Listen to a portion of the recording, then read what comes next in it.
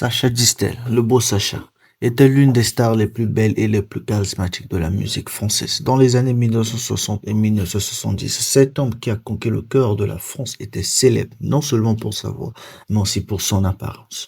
Scooby-Doo, La Belle Vie, Raindrops Keep Falling on My Head.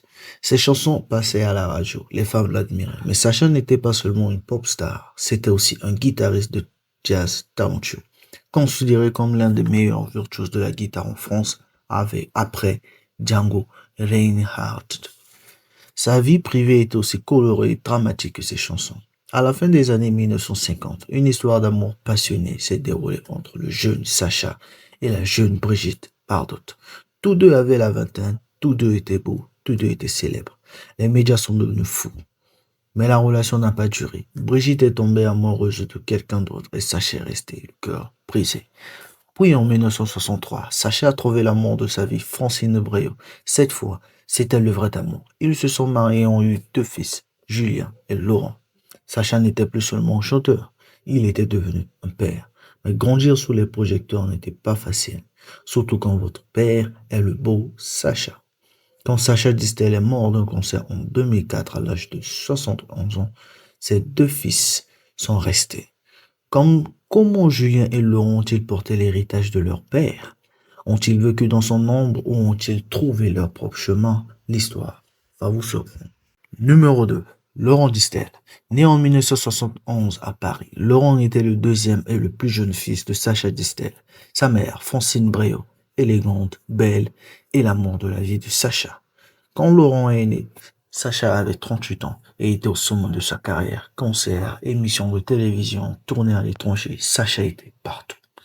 Le petit Laurent voyait son père plus souvent à la télé. Sacha montait sur scène, prenait le micro, souriait et les femmes criaient. Le petit Laurent regardait l'écran et pensait, c'est mon père. Mais à la maison, papa était très différent, fatigué, silencieux, essayant de se reposer. En grandissant, Laurent a vu son frère aîné Julien s'intéresser à la musique. Il a commencé à jouer de la guitare, est allé dans le studio de son père, a écouté les chansons, mais Laurent était différent. Il s'intéressait à la musique, mais pas au projecteur. Laurent était un enfant plus introverti, plus silencieux. Dans les années 1980, la carrière de Sacha n'était plus aussi brillante qu'avant. Les goûts musicaux changeaient. Rock, pop, disco, le style de Sacha semblait démodé. Mais Sacha s'est battu, a continué à donner des concerts. Laurent a vu les difficultés de son père, l'a soutenu, mais ne voulait pas être comme lui. Qu'a fait Laurent? Les détails sont rares, mais on sait que Laurent a travaillé dans l'industrie musicale, mais dans les coulisses. Producteur, organisation, gestion, Laurent était dans le monde de son père, mais préférait rester dans l'ombre. Peut-être ne voulait-il pas la pression que son père et son frère avaient vécue. Peut-être a-t-il trouvé sa propre paix. Laurent s'est marié, a gardé sa vie privée loin des médias. Sacha a eu des enfants, des petits-enfants, mais Laurent n'en a pas beaucoup parlé. C'était le fils silencieux, le fils invisible. En 2004, Sacha a reçu un diagnostic de cancer. Il a été traité, mais la maladie était trop avancée. Le 22 juillet 2004, à Paris, il est mort à l'âge de 71 ans. Laurent était à ses côtés, ainsi que son frère, Julien. Les deux fils ont fait leurs adieux à leur père.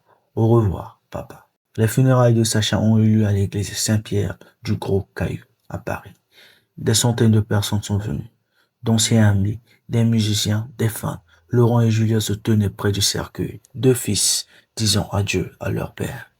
Après les funérailles, Laurent est devenu encore plus silencieux. Son frère Julien a commencé à chanter les chansons de leur père, à donner des concerts, mais Laurent est resté en arrière-plan.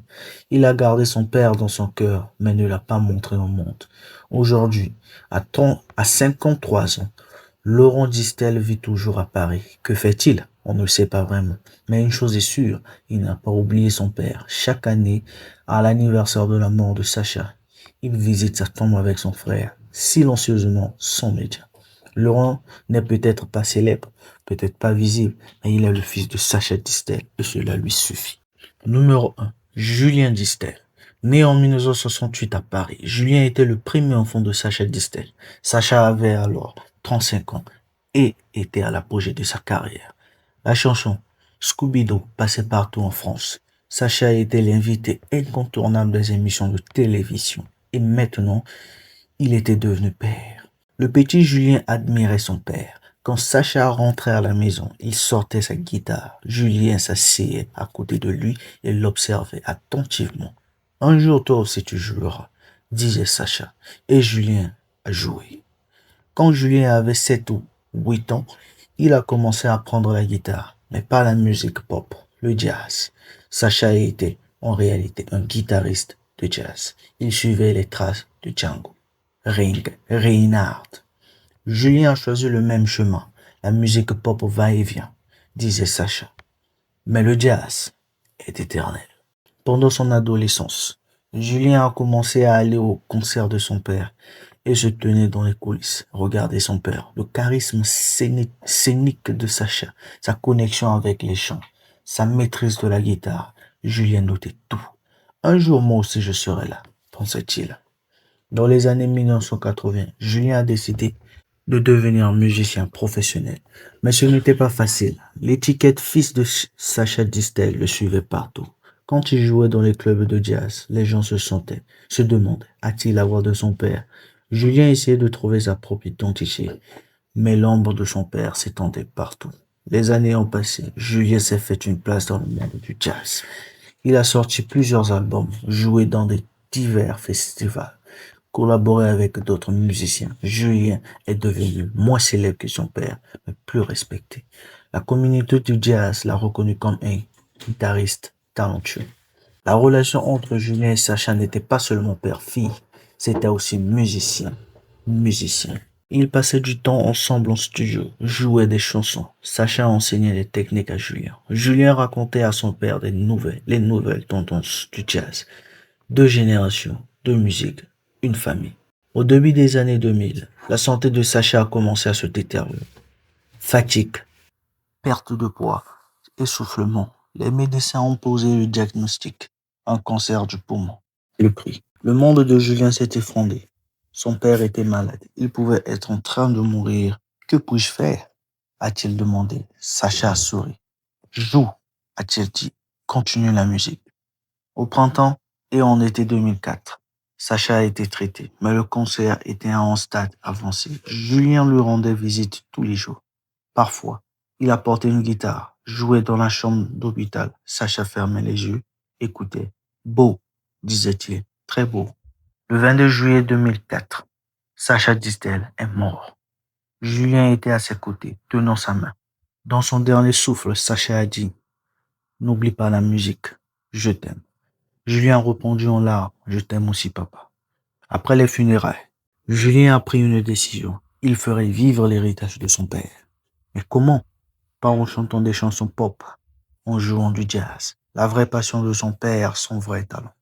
Julien a commencé à organiser des concerts, Chassa Distel tribute, mais ce n'était pas des concerts tribute ordinaires. Julien a transformé les chansons pop de son père en version jazz.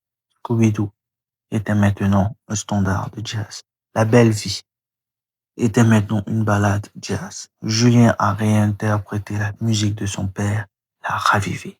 Les critiques musicaux ont applaudi. Julien Distel trouve sa propre voix tout en rendant hommage à l'héritage de son père, ont-ils dit. Les festivals de jazz l'ont invité. Les jeunes musiciens voulaient travailler avec lui. Julien n'était pas seulement le fils de Chassa, mais c'était un artiste à part entière. Julien a également travaillé pour préserver les souvenirs de son père. Il a publié des enregistrements d'archives, parlé dans des documentaires, participé à des projets de livres. Mon père n'était pas seulement Scooby-Doo, a-t-il dit. C'était l'héritier de Django Reinhardt, un génie du jazz. Dans sa vie privée, Julien s'est marié et a eu des enfants. Les petits-enfants de Sacha, il apprend la guitare à ses petits-enfants, raconte les histoires de leur grand-père. Votre grand-père était une star, dit-il. Mais plus important encore, c'était un musicien formidable. Aujourd'hui, à 56 ans, Julien Distel est toujours actif. Il donne des concerts, sort des albums, joue dans des festivals de jazz. Vous pouvez le voir dans les clubs de jazz, Paris.